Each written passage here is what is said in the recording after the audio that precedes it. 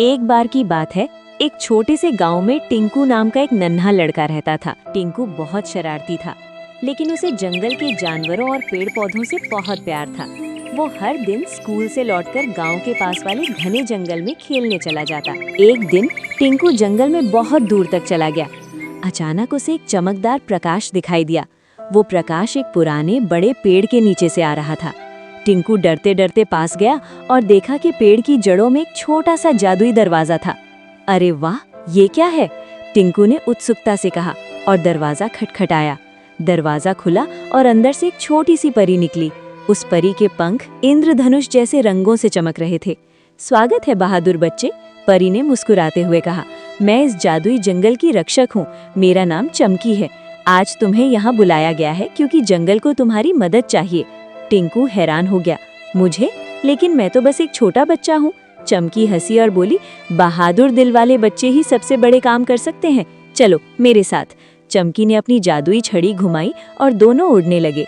वे जादुई जंगल में पहुंचे जहाँ पेड़ बोलते थे, फूल गाते थे और जानवर रंग बिरंगे थे। वहाँ टिंकू ने एक उदास खरगोश देखा। खरगोश रो रहा था। क्या हुआ बन्नी भाई? टिंकू ने पूछा।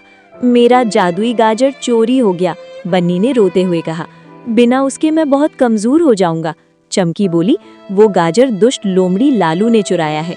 वो जंगल का सबसे शरारती जानवर है और सबकी चीजें चुराता रहता है।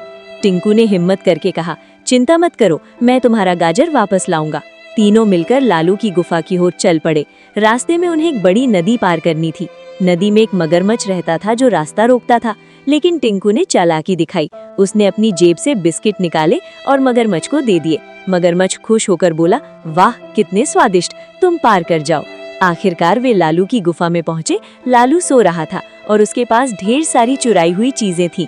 गाजर, शहद का छत्ता, चमकदार पंख। टिंकू चुपके से गाजर लेने गया, लेकिन लालू की पूंछ से टकरा गया। लालू जाग गया। अरे तुम कौन? मेरी चीजें चुराने आए हो? टिंकू डरा नहीं, उसने बहादुरी से कहा, ये चीजें तुमने चुराई हैं। चोरी करना गलत है। अगर तुम सबको वापस कर दोगे तो हम सब तुम्हारे दोस्त बन जाएंगे और तुम्हारे साथ खेलेंगे। अकेले रहने से अच्छा है ना दोस्तों के साथ रहना? लालू सोच में पड़ गया। उसे याद आया कि वो इसलिए चोरी करता था क्योंकि कोई उसके साथ खेलता नहीं था। आखिरकार वो मान गया। ठीक है, मैं माफी मांगता हूँ, अब से मैं चोरी नहीं करूँगा। सबने मिलकर सारी चीजें उनके मालिकों को लौटा दी। जंगल में बड़ा उत्सव हुआ। जानवरों ने गाना गाया, नाचा और खूब मजा किया। चमकी ने टिंकू को एक जादुई सीटी भेंट की। जब भी मदद चाहिए इस सीटी को बजाना। टिंकू खुशी खुशी घर लौट आया। उस दिन से वो और भी अच्छा बच्चा बन गया और सबको सिखाता था कि दोस्ती और ईमानदारी सबसे बड़ा जादू है। और वे सब खुशी खुशी रहने लगे।